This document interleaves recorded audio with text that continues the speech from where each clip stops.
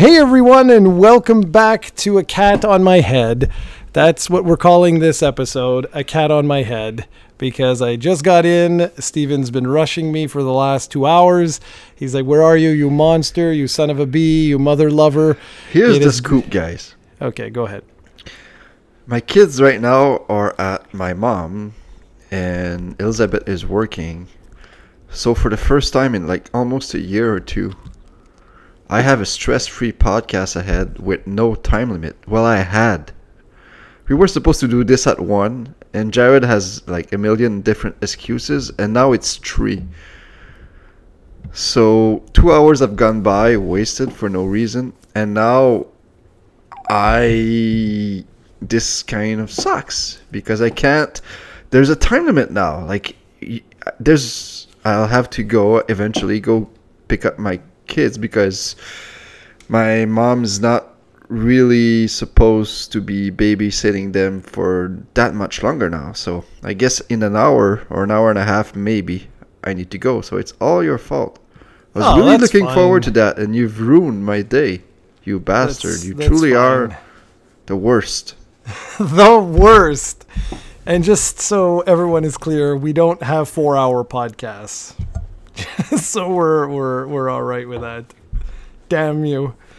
Oh my God, it took forever. I was waiting at my bus stop forever and ever and ever, and then I finally got a cab. I was on hold for like 10 minutes. You bastard. Yeah, but you want to know the worst part? I get out of my cab, and as I'm like getting my stuff ready to get back into the apartment, what do I see? The bus. Yeah, the bus is like maybe 2 minutes away. So I was like, perfect, $25 down the toilet. That's great. That's awesome. That's Jared luck all the way. So we have a glorious show for you today. Yes, we do. We do. It's Steven prepared. That's right, which means there's 2 things. And no. It means it's actually well thought of, and there's a lot of stuff to discuss. It's not Jared Rush with like no content. There's actually content today. There is. And I'm opening my email right now and it says Saint-Hubert. Perfect. That's a rotisserie chicken place. So that's what we're going to be talking about today. Rotisserie chicken. They have amazing chicken poutine. They do. Okay, so first thing I have to say is Jared is a dick. That was explicitly mentioned, so there we go. That has officially been mentioned. This is Nintendo Fanboyz, by the way. Great job hosting this. Episode 42. Right.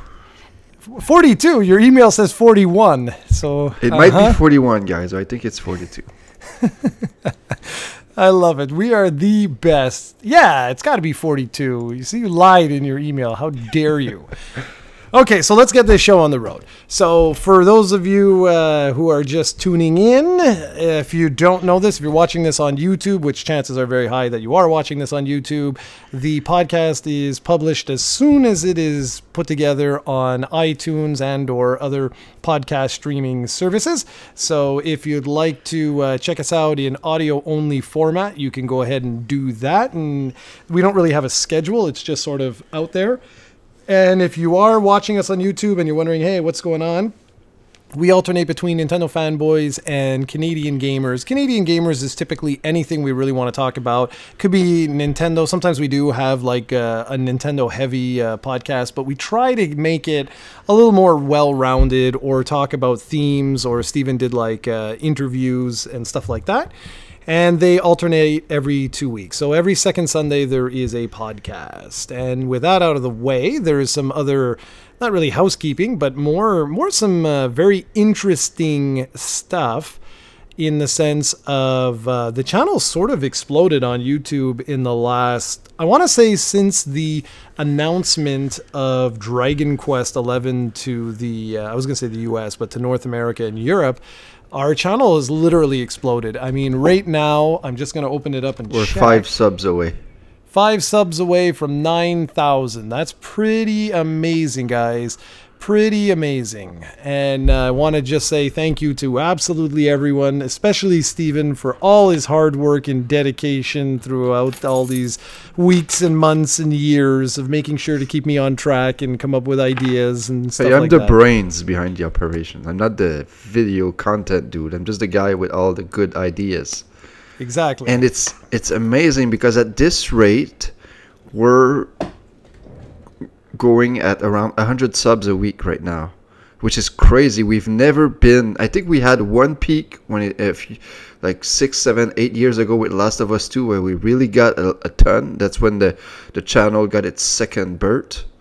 But now it's like, this is crazy, and it seems like the higher the sub count goes, the more people share us, so the more new people we reach. And it seems like if this continues, we might reach 10K in less than 2 months if this track record keeps up. And Jared has a lot more DQ content going all the way until Dragon Quest XI this September will release. There's always going to be a few weeks when there's not as much content, but still there's always a DQ 10 gameplay video every Thursday. And is the DQ 11 Let's Play done?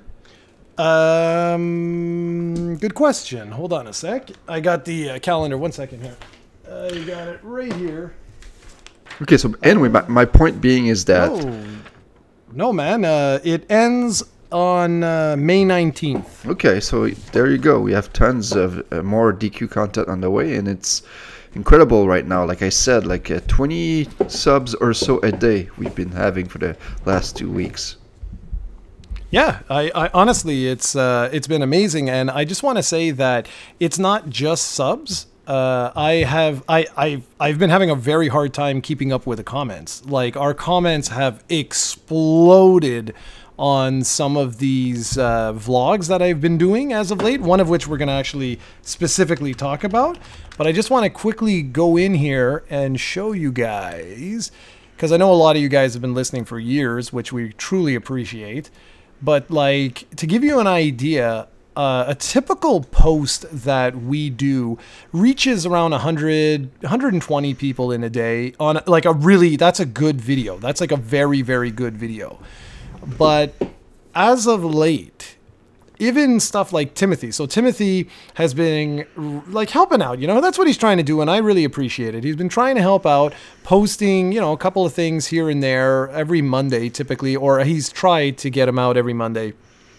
And he plays a lot of like card games and stuff like that. And I told him, just go and have fun. Like, I'll leave Mondays to you. You can go crazy. If I do the same thing with Steven, it'll be Pokemon Day or something like that, which I'd actually really like. And even his stuff is getting like 90 plus views, which is really good. It's really, really good.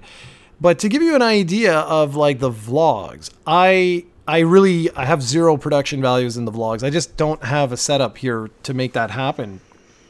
And I did that shocking new Dragon Quest XI feature, Discovered. I posted that at 10:24 p.m.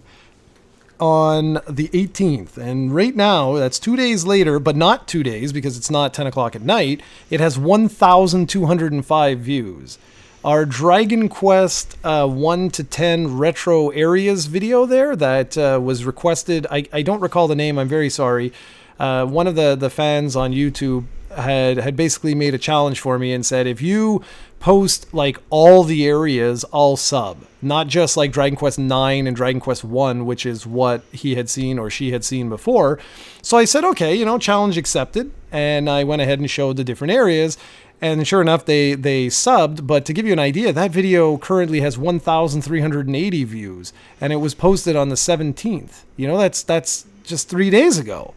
And today, this morning, I posted a very light collector's corner showing the Hori Dragon Quest Slime wired controller. And that has 250 views. So we're like essentially doubling or tripling what our regular views are for like the day. I mean, going down, all of the Dragon Quest videos that I have done over the last 2 weeks are pretty much over 1,000 views. It's pretty incredible. I mean, even the Dragon Quest XI Canadian Gamers I did solo because Steven ditched me, is at 827 views. So all this to say, I find it incredible. Here, I'm just looking for the first time here. Let's Make the Dragon Quest franchise great again, which was a 42-minute vlog, has 2,910 views. And it was posted just a couple of weeks ago. You know, like that's not normal for us. And I just want to say, you know, thank you very, very much. It's awesome. I mean, the two Dragon Quest 11 reviews. This is the last thing I'm gonna talk about because I'm just so happy. You know, like this is amazing. I'm just typing it in. So, I should put review. That'll make a big difference. Okay, so Dragon Quest, where are you? Dragon Quest 11 review on the PlayStation 4 has 23,254 views. And Dragon Quest, that would be a little bit earlier. YouTube's search is kind of crappy. It includes absolutely everything that's a Dragon Quest 11, even though I put review. Yeah. You should see like the first impressions and stuff are all in the thousands, but the review for the 3DS version, come on. Yeah, it's at 22 something. Yeah, where the hell is it? Here we go. 22,793. So combined, we're over like 45,000 views for Dragon Quest 11 review. That's pretty damn impressive, if I do say so myself. I'm very, very humbled by all the support. Just like, wow, I didn't expect this to happen. Yeah, even more impressive I find is the comments, because the comments are really, really good. Like, and you've even had some pretty good debates in those things. So, yeah, I think it's pretty clear that what the fans want. And that's right, more Pokemon. Plus the fact that you really enjoy this series is really a no-brainer for you to create more Dragon Quest content moving forward. Yeah, indeed. And speaking of Dragon Quest content and stuff like that, actually, you know what? No, let's do a little pause because I just spoke all about Dragon Quest and stuff like that. So first off, what have you been doing? Because you ditched me, so it's been like a month since people have heard from you. Yeah, before I talk about the games I've been playing, I want to talk quickly about Wrestlemania, because that was 2 weeks ago, I believe, or maybe just a bit more than that. You don't watch Wrestlemania, right? I don't watch TV, period. Kid, yeah. So every year I watch Wrestlemania. Now I've been doing that for like 5 or 6 years. I always watch a pay-per-view. Basically, last year I watched SummerSlam and now I watch Wrestlemania. So I watch 2 pay-per-views a year, let's say. And I don't watch Monday Night Raw or SmackDown or anything like that. So that's the only thing I watch. And I really enjoyed it. Like, there are a lot of matches that I thought were boring. But what I found extremely surprising was that for me, the match that I enjoyed the most of the night was a female bout between Charlotte Flair, which is the daughter of Ric Flair, and I think her opponent's name was Asuka or something like that. It was amazing. It was the best match of the night, one of the best matches I've ever seen. It really opened my eyes because I used to watch wrestling like a fanatic when I was in high school and when I was a kid. I never missed an episode of Raw or SmackDown, and I managed to watch most pay-per-views.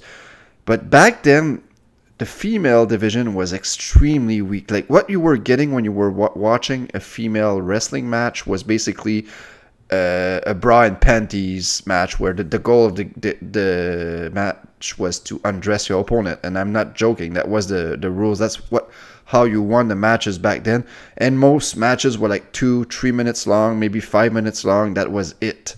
So the female division has come a long way to the point now where it's just, if not more, entertaining in my opinion than the males match. And there was actually the first wrestling match of Ronda Rousey there too, and she was amazing.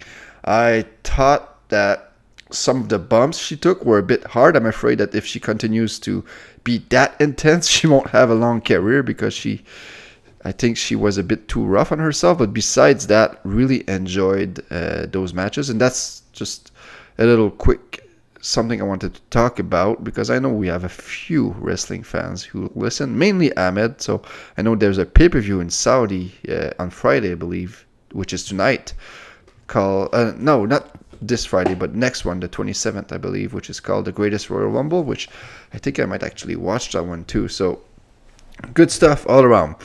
As for what I've been playing, I have written down 4 games here. So I'll start with Maple Story 3DS, which is a Japanese-only 3DS game. And since you bought me a Japanese 3DS a few years ago, I've finally been using it.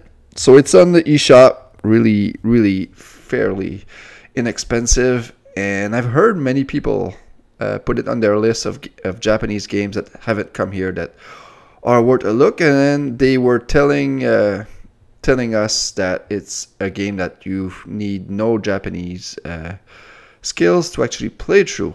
And I managed to beat it, so I guess they were not wrong about that. Although I almost quit on a few occasions because it's an action RPG, but it's entirely in Japanese, and there are 0, and I mean 0 guides available online for this game. 0, none. There's a YouTube series that there's 8 episodes, so that's about 3 hours of content, but it took me 12 hours to beat the game. So after the first 3 hours, you're all alone, you're all by yourself. And I googled and could not find anything on this game to help me out. And there was like 2 or 3 instances where I just got lucky. Basically, I did not know what to do, so I just messed around for 15 minutes, and at one point I was gonna give up, and then I went to an area just check out as a one last resort kind of thing, and ended up triggering an event and was able to continue the game. So I'm quite curious to know if the people, I think what happened is that the people who played this on YouTube and whatnot basically played this for like an hour or 2, and that was it. And probably one of the few guys who beat this game, because it is doable. Like I did it, so it's doable for someone who doesn't know Japanese, but it's not that easy. It's not a platformer, for example. The next game I want to talk about is Final Fantasy III on the SNES Classic, also known as Final Fantasy VI. This is a game that many consider to be one of the best, if not the best, RPG ever released. And I always wanted to try it. I was really, really saddened that it's not available on the new 3DS Virtual Console, because it would have been perfect there. I am 4 hours in, and so far really, really enjoying the game. It's super crazy. Like the last section I did was I faced a boss who was basically a train, and the train was chasing you, and you can actually suplex the train while he's chasing you. It's hilarious. It's amazing. The story is pretty good. I want to play more, but it's just I need this on a portable system, because I can't play. The only time I can play is when my kids are asleep or when they're not here, which is right now, but I'm doing a podcast with you. So I need this on a 3DS or on whatever system. So hopefully I can manage to find the time to play more. But it is as advertised right now. Like, I can see why this is considered to be as good as it is, and I'm really having a blast with it. Next up is Detective Pikachu. I just started this yesterday. I'm on chapter 3. And I'm going to have to give it a bit more time, because so far I'm not that impressed. I had heard that it was more aimed towards children. But that shouldn't be good for me, because I am kind of a children at heart. But it's too simple. There's too much dialogue for me. And I just was introduced to a character, and it's kind of like a cartoon. When you see a bad guy, it's super clear. He basically has a sign on him that says, "I'm the bad guy." So it has that cliche to it. But I've heard that it gets really good if you invest more hours, and apparently it touches on some subject matter that you would not expect to see in a kids game. So I'll be curious to see if I actually play more of this. But so far, it's been a bit boring for me. And last up, this is something I've kept secret for you, but I did not want you to get too excited because I did not play it for much. But I started Dragon Quest V, and I'm maybe an hour in, not far. What I did is I think I don't know how much you remember about the game, but I'm still as a kid, and I'm still really confused about what's going on. And so far, it hasn't really grabbed me yet because it's just the first hour, so I'm still looking for that hook. But I'm basically about to head out, I believe, and soon I'm going to be able to explore dungeons and whatnot. So that's pretty much what I've been playing. What about you? Well, before we go on to me, Dragon Quest V is largely considered to be one of the best, if not the best, in the whole series. So I'll be very curious to see, because this is the lineage one. This is, I don't want to spoil anything, but this is a big one. And as for, what was the game that you were playing? What was it called? The one that you were in Japanese? Maple Story. Okay, don't forget, man, you have access to a Jared. Okay, good. Yeah. Great. I'm glad we had that talk. That's true. I guess I could have taken screenshots, but the thing is... No, not screenshots. I'm saying there's guides everywhere. There's like thousands of them. Your problem is that you're searching in English. If you search in Japanese, you'll find thousands of them, and that's what all I would have done. I would have said, okay, true, well, where are you? Even on YouTube, like the title of the game is Maple Story 3DS. The subtitle is in Japanese. So if I just type Maple Story 3DS, I should have access to the Japanese videos, because the series I was looking at was from a Japanese guy. Hold on. Let me... Well, okay, no, I don't want to waste time right now, but... Yeah, but that's what I'm telling you, is that on YouTube, the series was from... There's no videos on it, so even Japanese or not, it's not a different name in Japanese, so unless... Do you know what it's actually... Okay, does it look like... Is there a girl on the cover? Yeah. Okay, perfect. So, because the problem is it's not called Maple Story. That's the problem. You see, if you look at the cover, next time you have the cover, take a look at the cover, and you'll notice underneath where it says Maple Story, on the left-hand side of it is kanji in black. And then you have on the right-hand side, you'll have kanji that's in a different color. Well, the kanji on the left is Maple Story. That's why you can't find it, is because you're typing Maple Story. I found all kinds of videos right now in Japanese. They have a whole Let's Play and everything. Yeah, how many videos? Because you might have found the same one as I did. Boo boo boo boo boo boo. I just need to know what this is called here. Boom, boom, boom, boom, boom, boom. Here we go. Whoop. Full 3D walkthrough. Is this the one that you found? Is it a series? Yeah, the one that I found said that it was a full walkthrough. And was the last video of it was in 2014, and it was like part 10, I believe, or part 9, and then there was never a follow-up. But maybe you're right. Maybe there are more. Well, here's one. It's got 30. Well, how old is this game? Let's start with that. I believe it's a 2014 game. Okay, because the series has 31 videos. And well, 31 videos seems like it would be a complete set. So yeah, you're probably right. You found one. Okay. Anyways, whatever. Let's move on. Sorry. I haven't been playing anything. I finished I was going to say Warrior, Dragon Quest IV on the DS, and then I finished off Dragon Quest Builders, which I'm going to do a little video on the weekend of. And Dragon Quest Builders was an interesting one. I don't have differing opinions of you necessarily. I wouldn't say like, oh my god, the greatest game ever. But what I will say is that it's a weird beast, this game, in the sense that like I liked a lot of the same things you liked, and I disliked a lot of the same things you disliked. The only thing where I'm kind of perplexed right now is with its open world mode.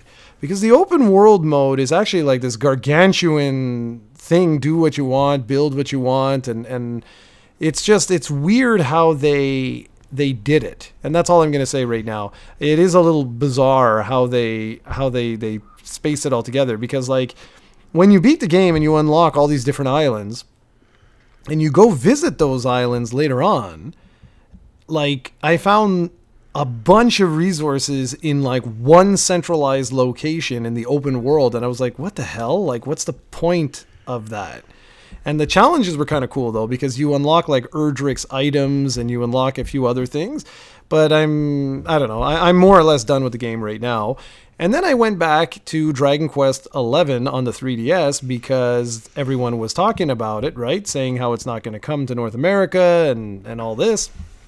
And so I thought, okay, well, why don't I go back and just see if there's anything, anything I didn't do. I know I did all the quest line and all that jazz, but I'm like, there's probably something I didn't do. Maybe I learned something with the PS4 version. So I went back and immediately I started texting you, telling you like, wow, there's a lot of differences that weren't immediately like obvious. And I'm actually going to do a whole video on this because there is a lot of differences between the two versions, much more so than what I originally stated in some of those older videos in terms of stuff, like the graphics and the mini games and the retro inspired areas.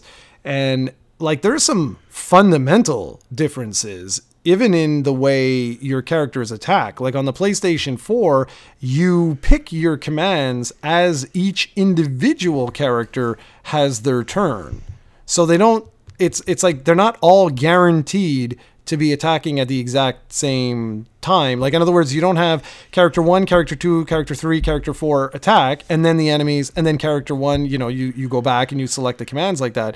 But that is how the 3DS version works. So the 3DS version, you input the commands for the entire team, and then the whole team will react and the enemies will react and stuff like that, but it's not on a one-on-one basis. And I totally missed that. And that does make a pretty substantial difference as you're playing the game. And then, of course, I guess you'd like me to talk about that video there? Yeah, go ahead. Okay, so this is an interesting story, and it was really late when I did that video. I was essentially in a closet, which is really funny because it looks exactly, well, it's not exactly, but my whole place looks like the bathroom because it's all painted white everywhere. But it was late at night, and I know that there's kids that live downstairs, so I didn't want to be yelling and screaming. So long story short, essentially what happened was there were a few things that I had not done in Dragon Quest XI. And one of those things was with the... I forget what it's called right now. I don't have it in front of me. But basically, you make Erdrick's sword at one point in the game, or you acquire it, rather.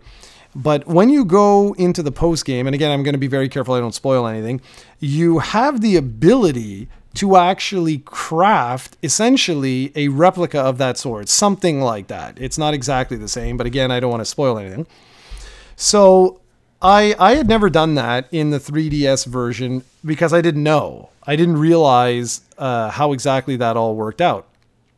And with the PS4 version, I had learned a lot of different things, even though I didn't realize it at the time. So I went back and I started doing some things like that. And that led into some of the other costumes that I had missed that I didn't know existed. And eventually that led me to stumble onto this particular cane. And it was like something like, I'm going to butcher this, but it was something like the cane or the wand or something like that of the heavenly god bird or something like that.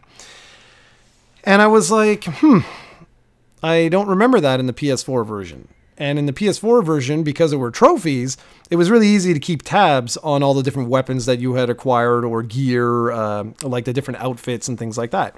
And so I was like, this is weird. What is this? So I grabbed the official strategy guide that I bought and I look up the weapon. And I find it, and it says nothing.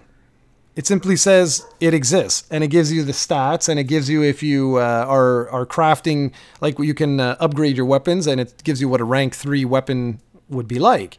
And I was like, what? So I went to a Japanese guide, And it was the same guide that I had used when I had gotten stuck a couple of times. Except it's been what? You know, it's been almost a year since the game was released now. And when I did that, I noticed that the whole guide had been completely changed. And so I'm looking it up and I'm looking it up. And I eventually stumble across this reference to something called the Palace of Remembrance. And I'm like, the Palace of Remembrance? Like, what the hell is that? And I can't find it anywhere, this thing. So I start doing further research, and eventually I stumble across this thing that says, if you complete all of the quest line from the retro areas, which I had not done before, not all 10, because they require you to get these little critters called yochi, and you can get them in the game. They're all over the place in the game. And the problem is that their ranking is random. So if you get like an F rank, they basically have like 20 HP and they hit for 5 HP. And you're going up at the bottom floors, you're going up against regular enemies that have like 400 HP. So in other words, you're dead. Like, you're going to die instantly. So you want to get yochi that are somewhere in the S or A ranking. That's basically what you want. And that's completely random when you find the yochi in the actual game itself, like anywhere in the world.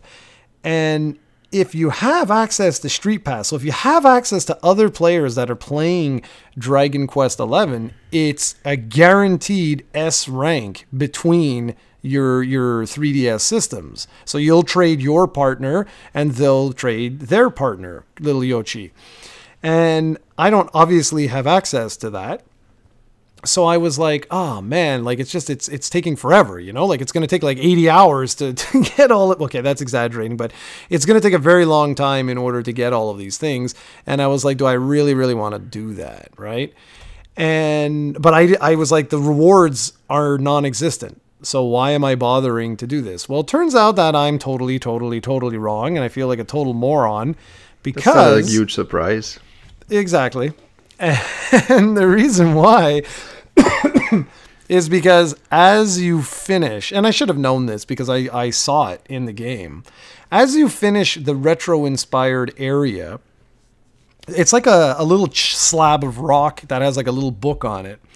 And each game, so Dragon Quest 1, 2, 3, 4, 5, 6, 7, 8, 9, 10, each one of them has 3 quests associated. And some of the quests take place in the same sort of area, and some of the quests take place in completely different areas. And if you complete all the quests for one of the Dragon Quest games, the hero of that game breaks up through the bottom of the rock as a stone statue. So I had completed Dragon Quest 9 and I had completed Dragon Quest 7, I think it was. So I had seen those heroes, but I just thought that was the reward. You know, is that like, oh, well, when you're done, you're going to have the heroes of all the different characters, and that's that. But it turns out that after you beat all of them and you get all of those statues, they harness their powers and open up a new staircase that takes you to a 4-tier dungeon with the most powerful bosses in what they're saying the entire series is what this message board had, and I was able to corroborate it, so I know it's real. It's not fake. And basically, the bosses that you fight are super powered versions of really powerful bosses from the game. But get this, they pair them up, so you have to fight 2 at a time. And I was reading up, and they were saying like these guys can hit for 999 every turn. So you have to use strategies like poison, like one of your characters has to have like evasion set to the max. So you got to make gear that would give them all of the evasion. So yeah, the rest of your party is going to get wiped, but you'll be able to, you know, have that one dude alive and then, you know, poison them and then wait it out and things like that. And the real shocking thing of all of this is that there are exclusive rewards such as that cane. That's the most powerful cane in the whole game. And it's a reward for beating one of these super bosses. And if you complete the entire dungeon, you're actually given a non-controllable 5th party member. And all of this stuff is 100% exclusive to the 3DS version. And I just was absolutely floored. Let me ask you quickly. So that 5th member, he would be permanent, right? Mm-hmm. But by the time you've done this, the chances are you've done everything else in the game, right? Yeah, it's I think I don't know. I haven't done it, right? So by what I read, it sounds like it's going to be a Yoshi, meaning it's just going to be like a cute character that follows you around. Yeah. Because if you don't know, in the 3D, well, I'm not talking to you, Stephen, but to everyone else, if you don't know, in the 3DS version, because it's not like this in the PS4 version, but in the 3DS version, your characters are following you around all the time. So you'll see him, the little guy, on the screen going around, and it sounds like he's only a buff character. Like it doesn't sound like he actually does anything. Cool, but this sounds like those, like the Ocarina of Time reward where they give you, what is it, unlimited money when you find all the Skulltulas when you don't need money anymore. It sounds like a reward that once you get it, you don't really need it, kind of thing. Yeah, I think it's more of a showpiece. I think it's nothing more than that. Like you certainly don't need it, and I don't even think he's designed to actually help you. Like I think it's more like a pet character type of thing where it's just, someone, remember this is a Japanese game, right? So people play their 3DS all over the place. So someone else might see it and be like, "Hey, what the hell? How do you have that little cute little thing following?" Again, this is just, it's hyperbole right now. I honestly have no idea. I haven't done any of this myself. I'm still trying to finish off the Yoshi, but like I said, it does take a very long time when you don't have Street Pass, because you're basically running around the whole world looking for these little guys, and if they're at like an F rank, you just tell them like goodbye, but then you have to wait for that character to cycle back in, so it takes forever. Yeah, I know that Yoshi minigame, the dungeon thing where you went to ladders and you fought enemies, that was my favorite part.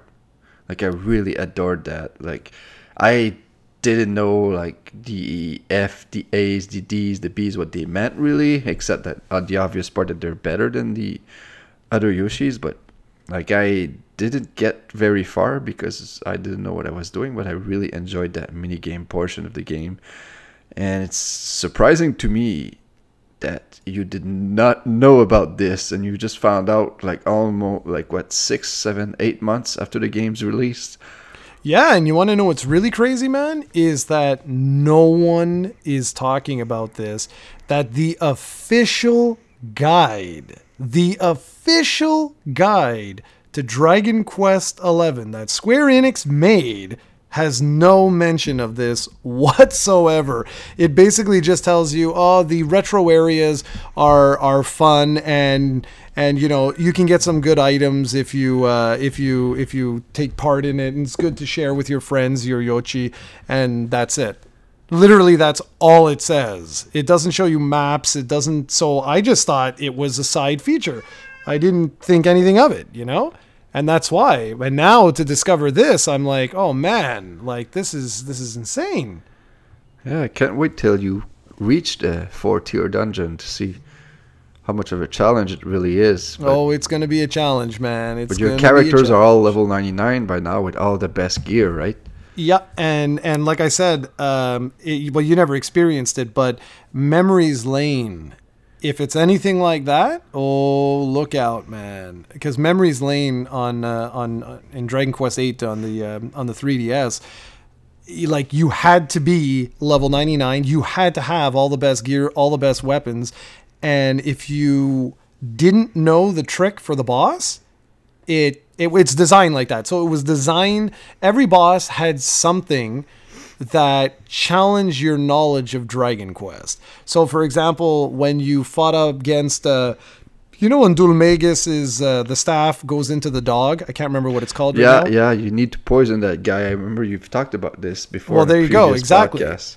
Well, that's it. So, but if you don't do that, you literally cannot beat him. It's not possible. It's physically impossible to beat him. Even at level 99 with all the gear and everything else, you will die because he starts to hit you more and more and more, and his defense is almost like a metal slime.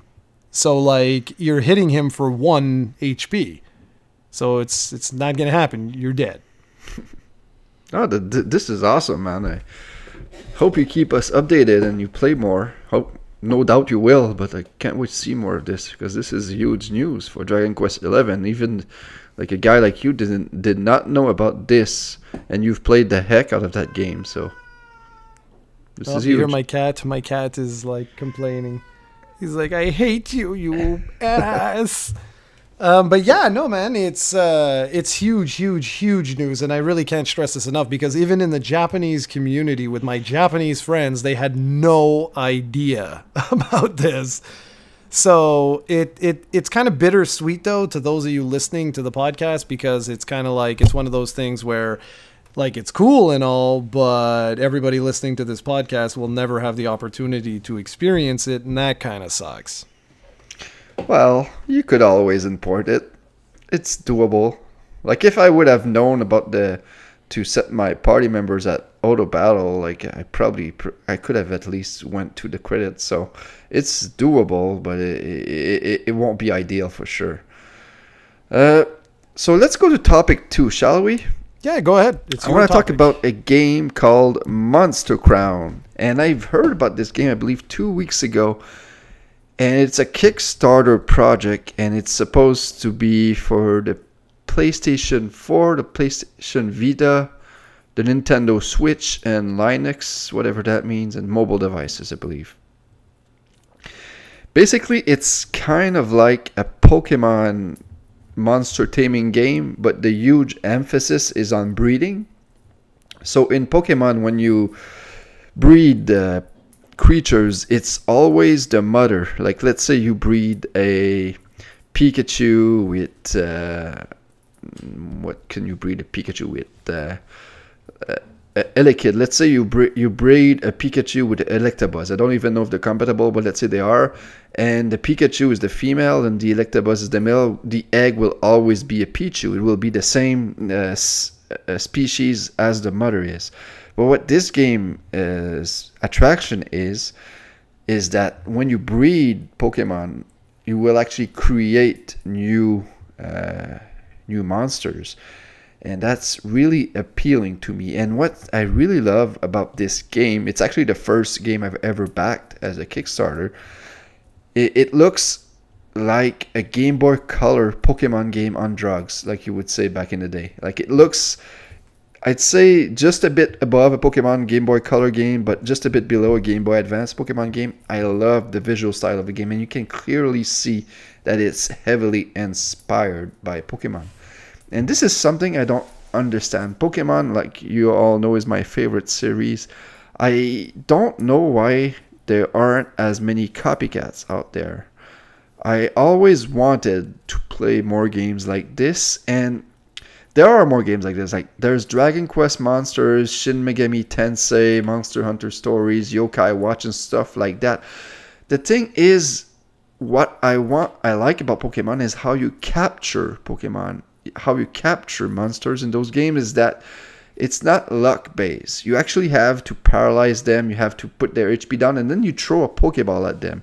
In games like Monster Hunter or Shin Megami Tensei and Yokai Watch, it's not really, there's always a huge luck factor into it. Like you always recruit them and it doesn't always work. I prefer game where you throw Pokeballs at them and stuff like that, but Pokemon is the only series I know that's like this. And this one seems to be a bit similar to Pokemon. You don't throw Pokeballs, but you offer the monster a contract. The thing is, the contract is kind of like a Pokeball, if you see, because you have a limited amount of them, so I think you have to purchase more contracts. There's probably going to be different types of contracts. So like you get Pokeballs at the beginning of the game, but you can upgrade to Great Balls, Ultra Balls, all different kinds of balls to capture that helps you have a greater capture rate. And I believe that game will have something like that, which I'm really looking forward to. and the single player game looks awesome, and the game, from the sounds of it, is almost complete. They've been working at this for 2 years now. They've decided to go to Kickstarter to finish the project, to get the funding to be able to finish this, and their tentative release date is February, so that would be in 10 months? Yeah, 10 months from now. I would not be surprised if this gets delayed. This is an indie game, and it's very, very rare that indies hit their dates. I would assume that September 2019 would be a bit more realistic for this type of game. But nonetheless, I cannot wait for this game. This is something that if you like Pokemon, guys, or monster taming series like Dragon Quest Monsters, Shin Megami Tensei, and you really love the Game Boy Color type of visuals, the 8-bit styles, the 16-bit styles, like, keep a lookout for that game. And it's supposed to be coming out for the Switch too, which is perfect for me, and it's going to be on Vita too, so there's another option there for those who like portable gaming like I do. Do you know what it's up to, Steven? The initial goal was 5,000. They've crushed it in, I think, 30 hours. And they've since... I got an update today. I think they're at 19,000 right now. They keep adding stretch goals. And I think the last stretch goals to hit right now is like 27,000 or 36,000. Like, while you talk, I'll check out just because I don't want to say... Yeah, sure, no problem. Like I was telling you before, it's like I don't know.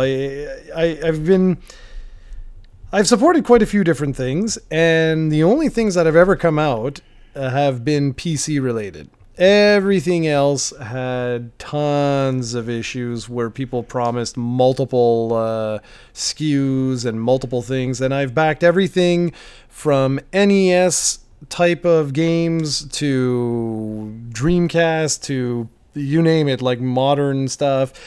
And like I said, every single thing has had issues time and time and time again. Now, I'm not talking about Mighty Number 9 or any of that stuff, because the truth is I barely backed any of those. The only one that I really backed was Bloodstained. That's the only one with even though I have a bad taste in my mouth of Kickstarter, it's still worth it to me because of the fact that like I love like Castlevania, well, we could say Metroidvania style games. I just love them, and so I'm praying to God this isn't Mighty Number 9, but yeah. But anyways, no, I mean, I checked out the trailer and stuff, and it looks good. I mean, it does look good. I'm not going to lie. If you're into this style of game, for sure, this is something to go ahead and check out. And I mean, the one thing that these guys got going for them that I like is that they're not asking for $50 million in the sense that, you know, like some put a pledge, like you can pledge 10,000 for like dinner and a movie, and if you're lucky, maybe a little on the side. And they're not doing that, so I like when that happens.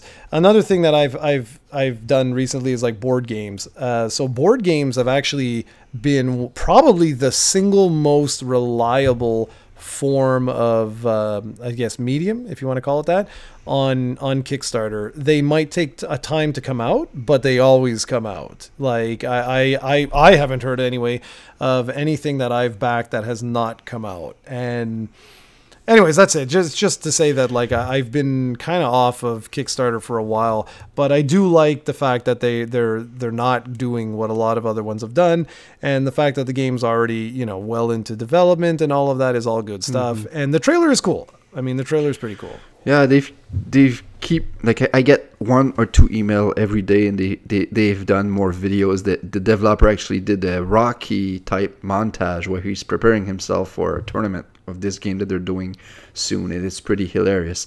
They are at 23,000 right now, actually, so they're higher than I thought they were. I want to read you a quote because when I told you about this game, you quickly jumped to that conclusion about this sounds fishy, blah blah.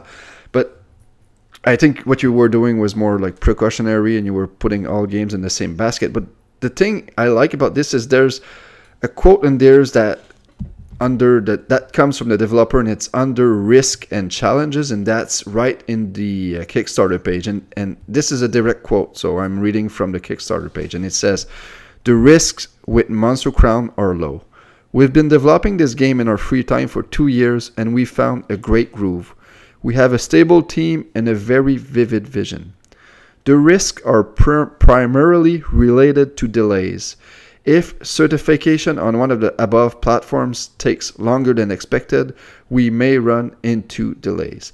So that's, like I said, that's pretty much my only fear with this game, is that it's going to get delayed. It's pretty much inevitable, but as far as it getting released, I have no doubt. And this developer is already a licensed Nintendo publisher. So they already have everything set up for them to be able to publish on Nintendo. So if they weren't, because Nintendo platforms is sometimes a bit harder to publish on than others, because Nintendo doesn't accept anybody, but they already are accepted and are a licensed official Nintendo publisher. So that's there is done. I know that, like I said, I don't think this will get released in February. That seems like a very, very aggressive goal. But still, it's nice to have a goal in there, and this, I want this game now, to be honest. Like, every time I watch a video on this, I get more hyped up, and this is exactly the type of game that I will eat up, and I can't wait to see this. And I'm hopefully gonna give you guys more updates as this goes on, because this was a game that I knew nothing about, like last week or the week before that when I heard the story, and now this is becoming probably my most anticipated game right now. It's going to be hands down your game of the year when it gets released. Probably, actually. So that's funny. I guess this third topic is my own because it seems to be it's a comment I made, and it's funny because like I'm hearing a lot of different reactions to this. So basically, if you don't know, Sega held a event in Japan called Sega Fest, and that's Fez, not Fest. I don't know why North American media is calling it Sega Fest, but whatever. And they made a bunch of announcements, not the least of which was that Shenmue 1 and 2 would be remastered and released for everything but the Switch, which was a little odd to me, but okay, whatever. And that's not what we want to talk about today. What we want to talk about today is that they also announced something for the Switch, and actually it sounds like it's exclusive for the Switch, and that is that they will be starting back their Sega Ages line. And what does this mean to the future of the virtual console? And I don't think it's any secret at this particular point in time that the virtual console, as you know, it is over.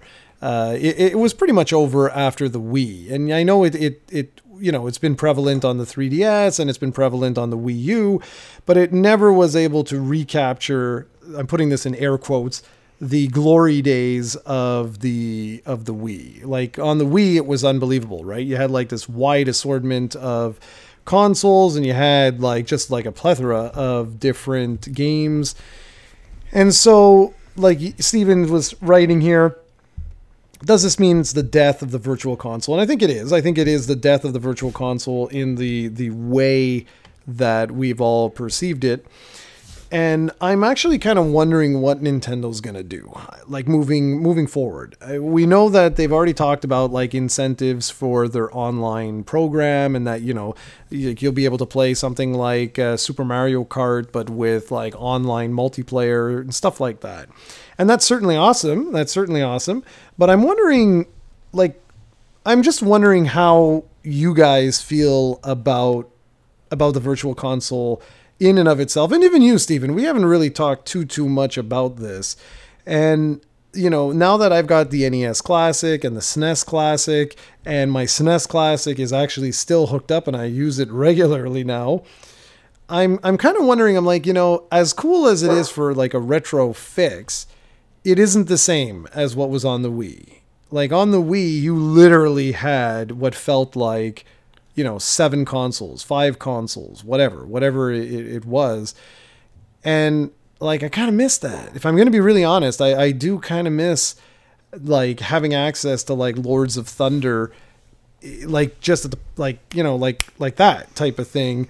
And I totally understand. It's not as easy as people make it sound, like that you can just take all those games that were on the Wii and throw them, like, day one. They're all available on the 3DS, and they're all available on the Wii, and they're all available on the Switch. And I totally understand that's not realistic. Just from a licensing standpoint alone, that's not realistic. But that doesn't make it any easier, especially now that Nintendo has stopped... well, basically, you can't. Correct me if I'm wrong, but I don't think you can put money anymore on the Wii. No, you can't. Yeah, there you go. So, I mean, I find this a little bit bittersweet in a sense, just because, in the perfect world, I would have had something like Steam, and all their games would be on Steam, and then it wouldn't really matter, so long as they kept the main platform going, you would always have access to all these games, and it wouldn't really matter. So I find it a little bit bittersweet myself, but at the same time, I'm very, very curious to see what Nintendo is actually working on. And we've heard everything, and this is all BS. I mean, this is all just rumors and speculation. But I mean, fans have been, clamoring for something like a Netflix-like sub, so that there would be 500 games, and you just pay a certain monthly fee, and then you have access to all those games. But I just don't see that. I don't see that happening for a couple of reasons. One, it's Nintendo, and two, it does take time to develop these games. And yes, it's not making a new AAA game, obviously. But it's not as simple as just porting it over if you want to have very good, solid emulation. So, anyways, what do you think about all of this? I think that's the only way to go. You have to go for a Netflix style. You start slow. You start by releasing maybe 25, 30 games, and every month you put another 20, and then eventually you'll get a massive library, because your memories of the Wii are true, but it took a long time for the Wii to have a massive massive virtual console. And it started very slow with very few releases, and it took 5-6 years to get to the point where it is right now. And then they had to restart all over again with the Wii U. And they would have to do the exact same thing with the Switch, because even if it's possible to release them all at the same point, the problem is if you release 500 games on day one, your sales will be extremely limited compared to what they would be if you release all those 500 games individually on separate days, because you don't have money to spend on or time on all 500 games. So it's like if Nintendo would have Legend of Zelda, Breath of the Wild, and Mario Odyssey, and Mario Kart 8, and they would have decided to release them all on the same day.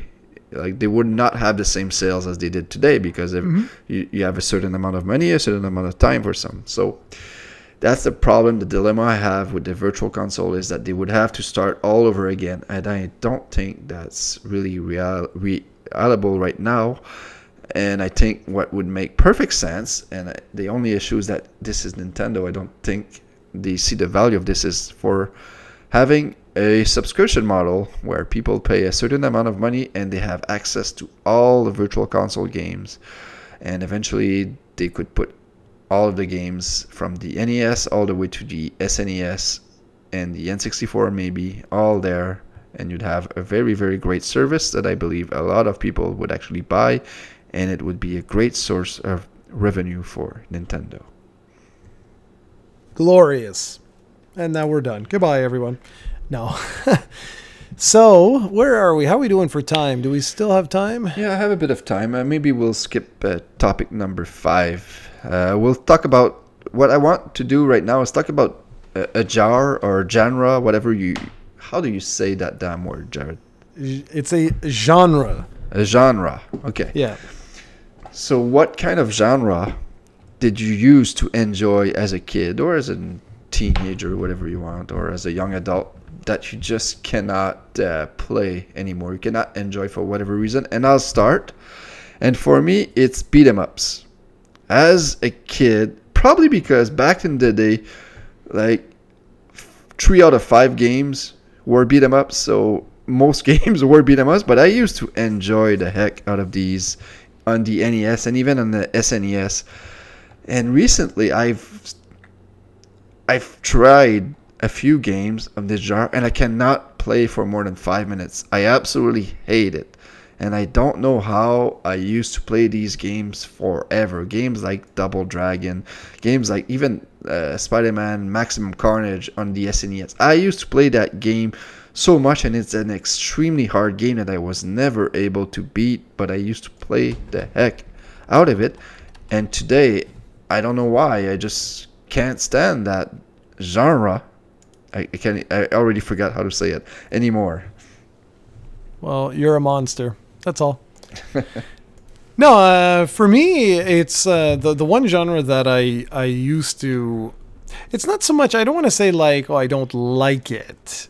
I don't know. I can't think of anything off the top of my head that I used to like that I don't like. But platformers aren't as alluring to me anymore as they used to be. Like, I used to be really into those games. And it's not that, like, I mean, I still like Mario, obviously. You know, I spent, like, forever getting 999 moons in Super Mario Odyssey. It's just that, like, I don't know what it is anymore. It's like the game there that you've been asking me to play.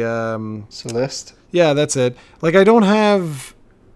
the drive is just not there anymore, and I don't know why that is, but I think it's me. I'm more like I swing into moods, and I think like right now I'm really deeply into my like Dragon Quest stuff, just like you with your Pokemon.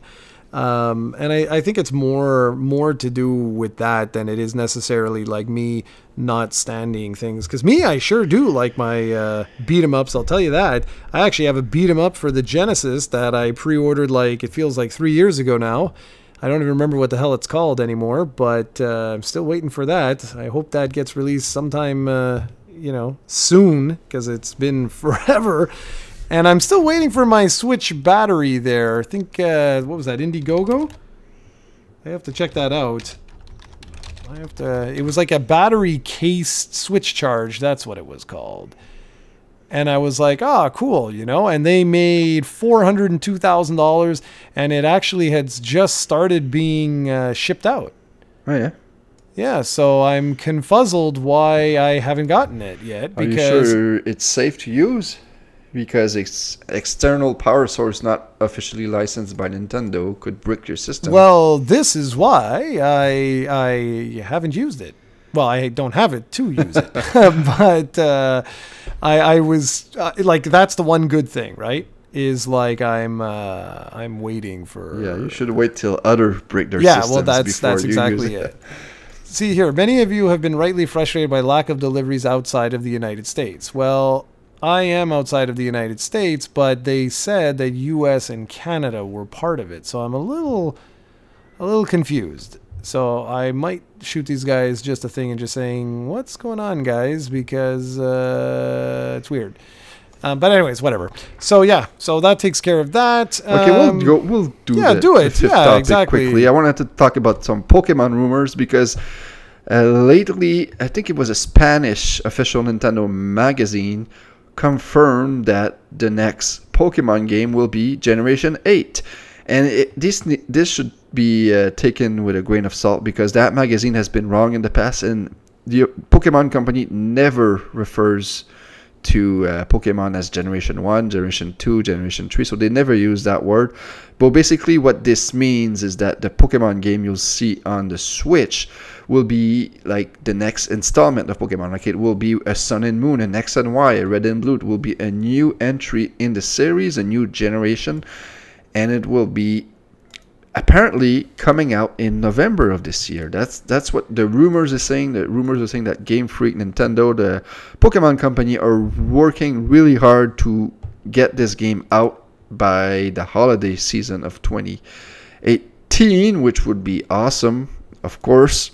And the last the last thing that happened is that someone spotted, I believe yesterday or this morning, that Nintendo trademarked the word Ultra Shiny. And I'm not sure if it's Nintendo, if it's the Pokemon company who did this, but the thing that's curious here is that in various Pokemon hacks, in various games created by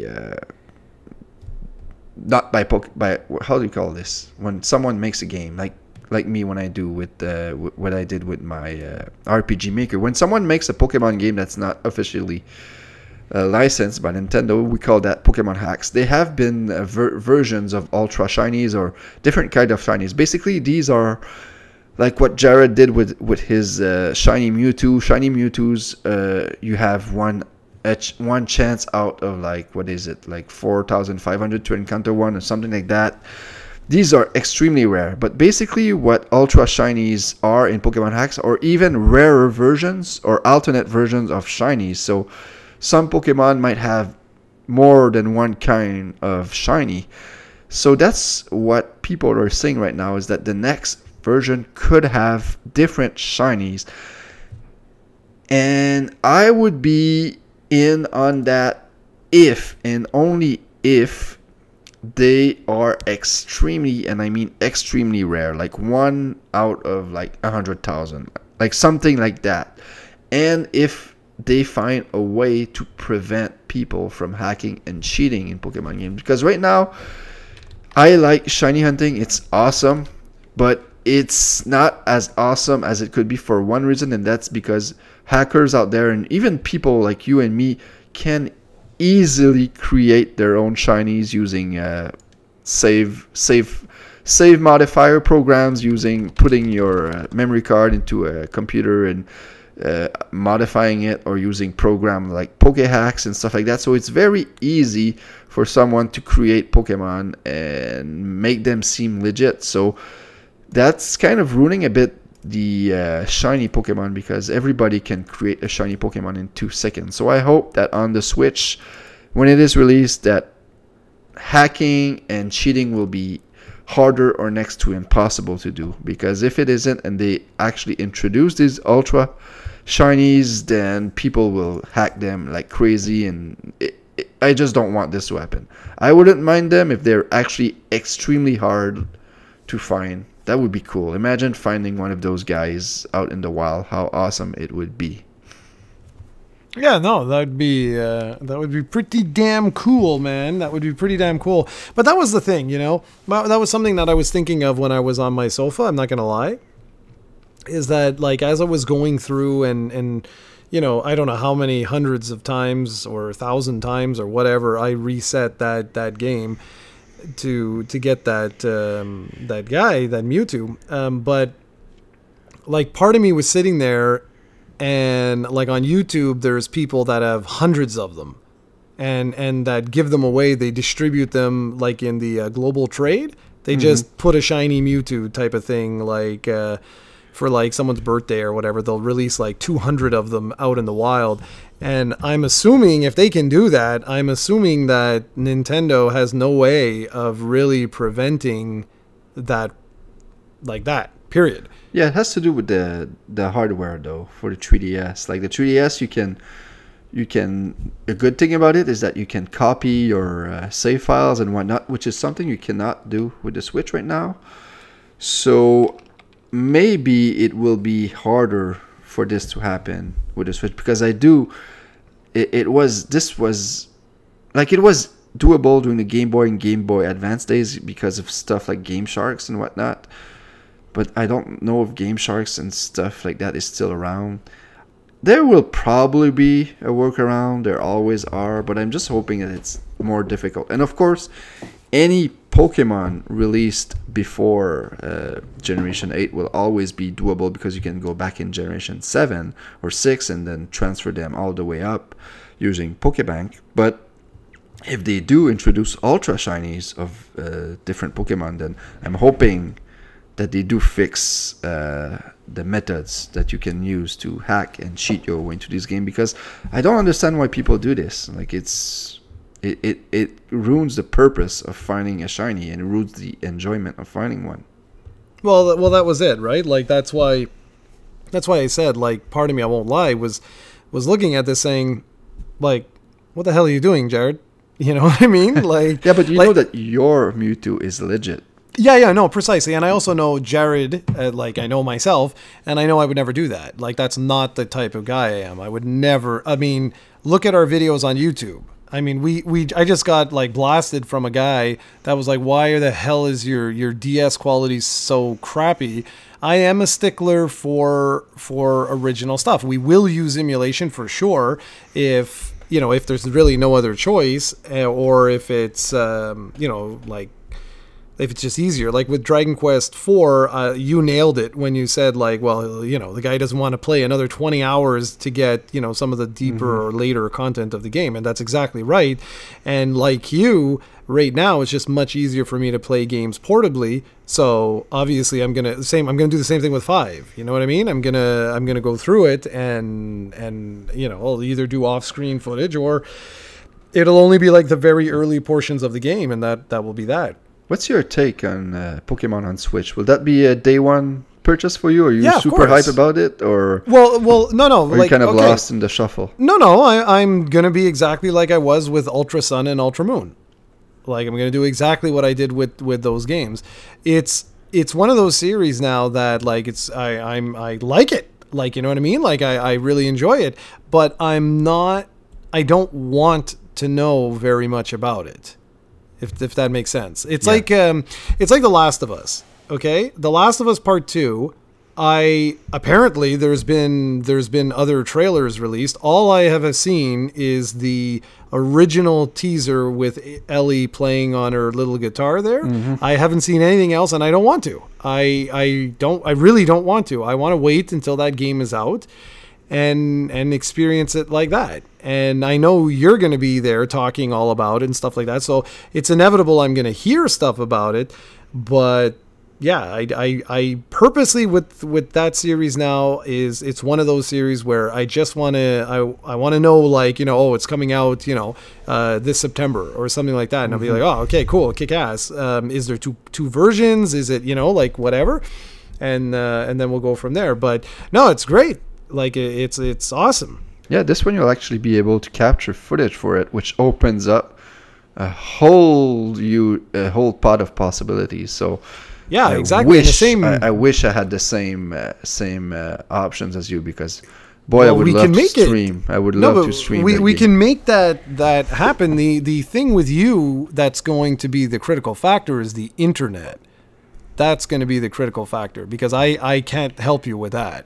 I can help you with the computer. I can help you with, like all the capture stuff and all that jazz, but I can't help with your internet. Like that, you're on your own for that. So, okay, now a blast from the past. I don't know whose turn it is. I'm looking it up. It's yours. I did the last time. Where Castlevania, I believe I took. Something like that. Yeah, so I just need to, I have the game. Just a second. It's just because I don't want to lie. I want to make sure I actually remember the game I'm about to talk about.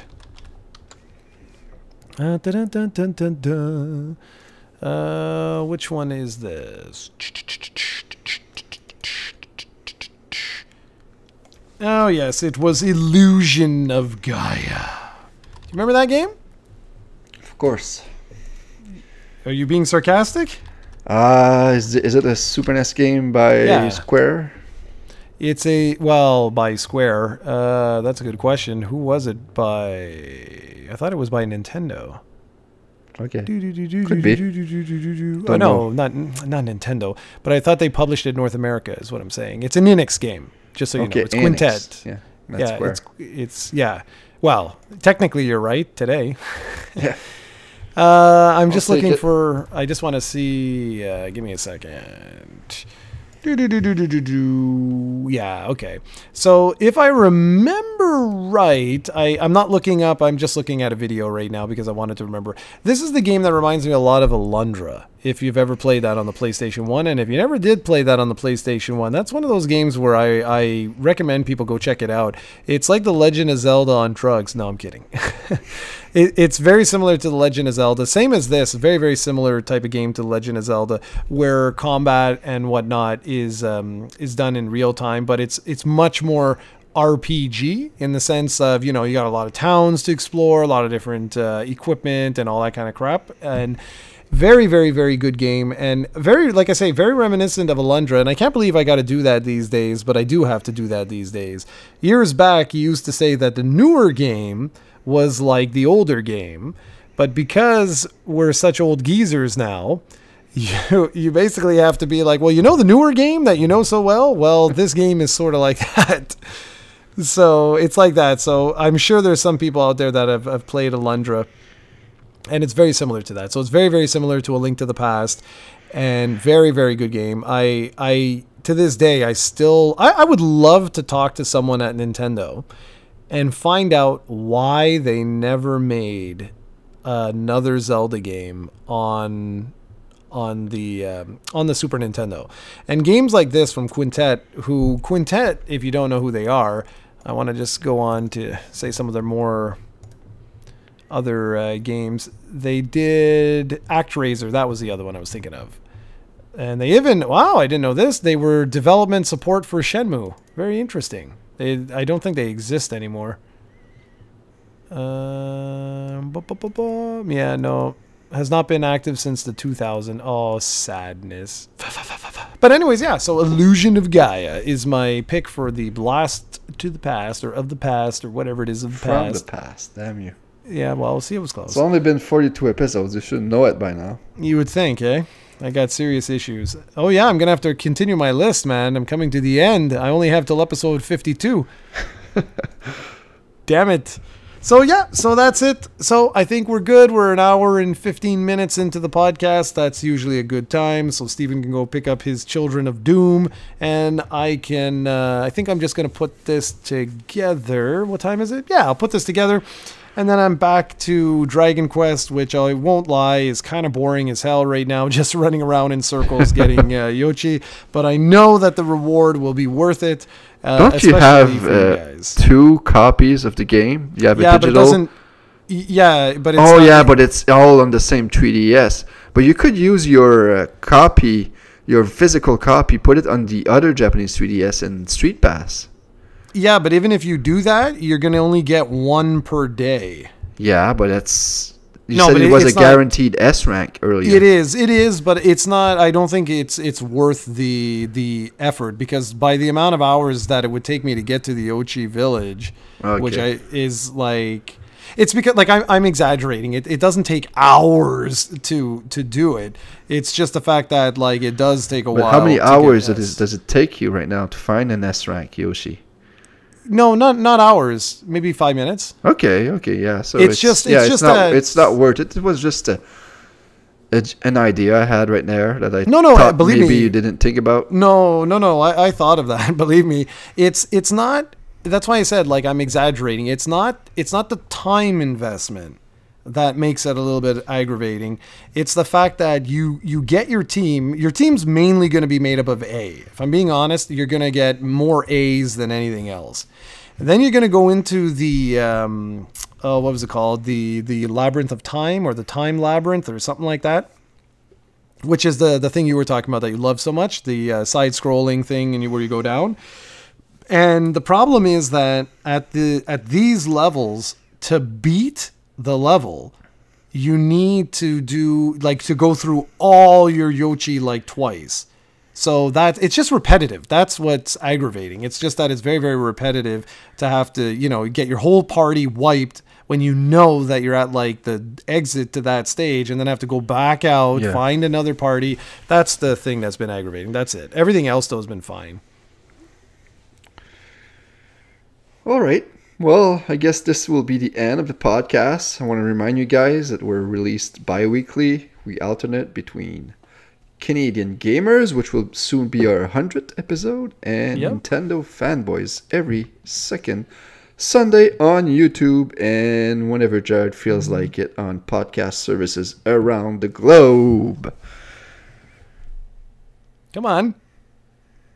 Nothing. That's it? That's all you got? I died.